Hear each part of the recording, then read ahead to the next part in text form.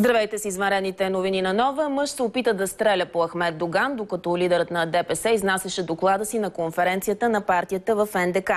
Екип на Нова телевизия следи събитията от самото начало. Репортерите Ина Гълъбова и Мария Цънцарова са там. Първо към Ина Гълъбова, която е пряк свидетел на нападението. Здравей, Ина, как се развиха събитията? Ти самата какво успя да видиш? Беше в залата, предполагам, на метри от събитието.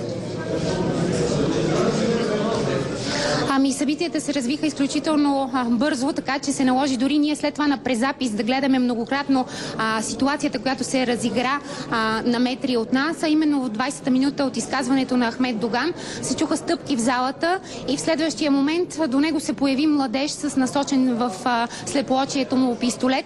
Предлагам преди да продължим с разказа си, зрителите ни да станат свидетели на това, което заедно с оператора Даниел Антов успяхме да заснемем тук. Ще имаме функционална ефективност в обслужването на гражданите.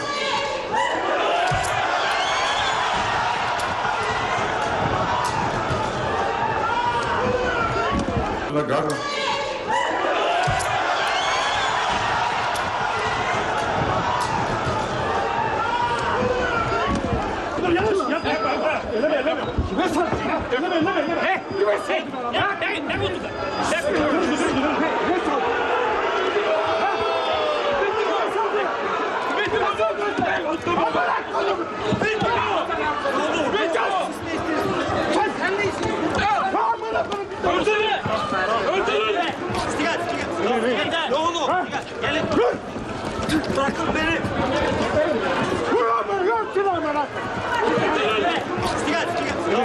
Ne oldu?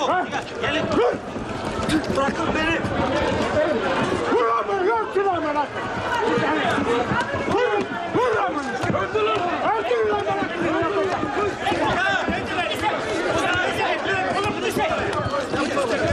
Amına koyayım lan sen. O adamdan bir sevdiklerin üstünde hapishanede. İnanma. Açın şunu nasıl dışarı?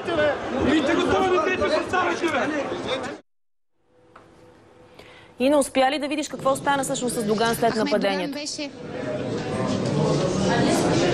Ахмед Доган беше изведен от служители на НСО и придружаван от най-близките си съветници в ДПС в една от стаите близо до залата и повече не се появи пред делегатите. Наложи се на няколко пъти Лютви Местан и Юнал Лютви да излизат и да успокояват делегатите, като обясняваха, че здравословното състояние на лидера на ДПС е добро и той не е наранен. Но така или иначе ние повече не го видяхме. В момента зала 3, пред която ние се намираме, както виждате и част от делегатите зад мен, очакват да бъдат пуснати. Все още се проверява от служители на НСО и специализирани екипи на полицията, които заедно с кучета и техника проверяват дали случайно в залата не е останало и някакво устройство, което би могло да застраши по-нататъчната работа на делегатите. Все още не знаем дали конгресът на ДПС ще продължи и кога, тъй като през половин час идват съобщения, че с още половин час се отлага началото, с още половин час и всъщност не мога да кажа кога и дали днес конгресът на ДПС ще продължи. Преди да бъде нападнат, успя ли Ахмед Доган да обяви, че се оттегли от лидерския пост? Всъщност Ахмед Доган не успя да направи изявлението, което всички днес очаквахме, именно, че на 23-та годишнина от създаването на ДПС той ще обяви оттеглянето си. В началото много витиевато намекна, че тази конференция е специална за него, но не посочи какви са причините за това, така че остана неясно дали той ще се оттегли. Още едно уточнение искам да внеса.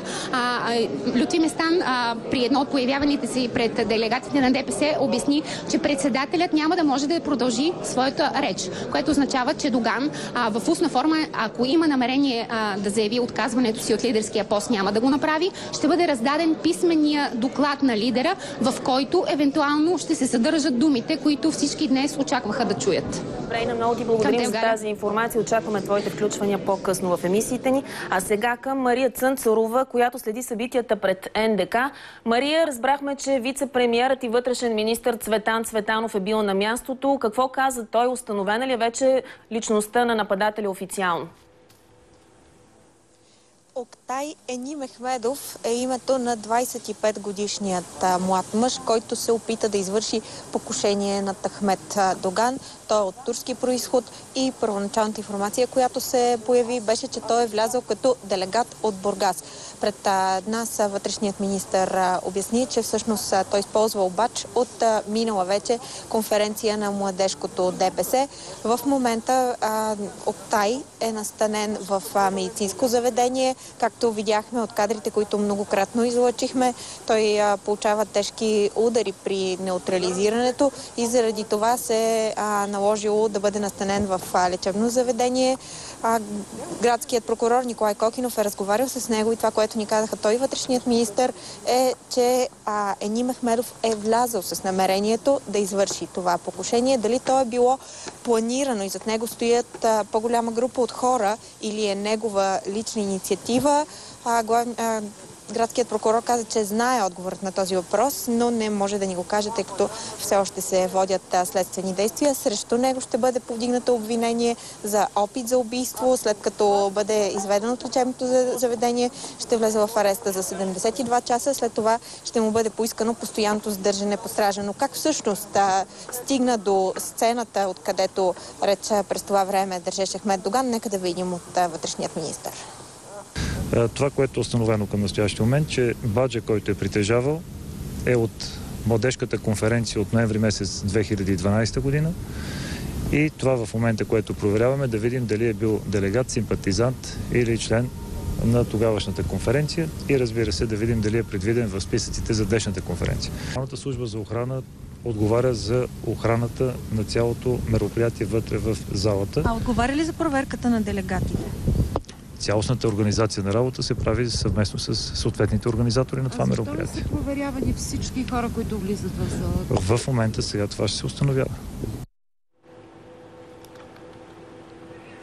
Това, което обясни министър Цветанов, е, че специално за охраната на събитието полицията е осигурила 11 свои служители, които обаче са били разположени около Националния дворец на културата.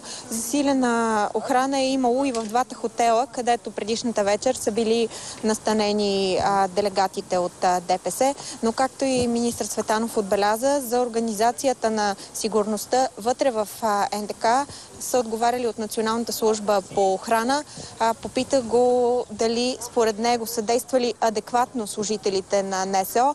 Той ми обясни, че все още не може да даде отговор на този въпрос, както и че не може да даде обяснение дали и кой ще поеме отговорност, ако се окаже, че има пропуски в действието на служителите на Националната служба за охрана. Добре, благодарим ти, Мария Цънцарова, която следи събитията пред НДК. Нападението срещу Ахмед Доган очаквано породи буря от политически реакции. Ето първите коментари. За щастие, покушението не успя. Господин Доган е в добро здравословно състояние. Но това не означава, че вие, всички ние, цяла България не станахме свидетели на най-уродливата изява на политиката на омразата, на анти-ДПС агресията, на сатанизирането на Движението за права и свободи и на нашия лидер. Истинският поръчител на това покушение е именно езикът на омразата, на конфронтацията, на анти-ДПС агресията в българското общество. Знаете ли какво е пречупано в сърцата на тези делегати? На над 1 милион български граждани, чието интереси този лидер представлява вече 28 години.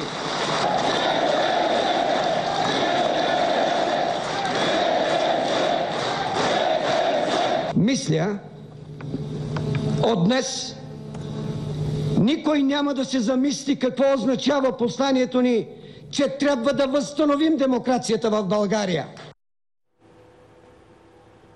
Темата продължава в предаването Карбовски директно в 16 часа. Очаквайте и следващите ни емисии.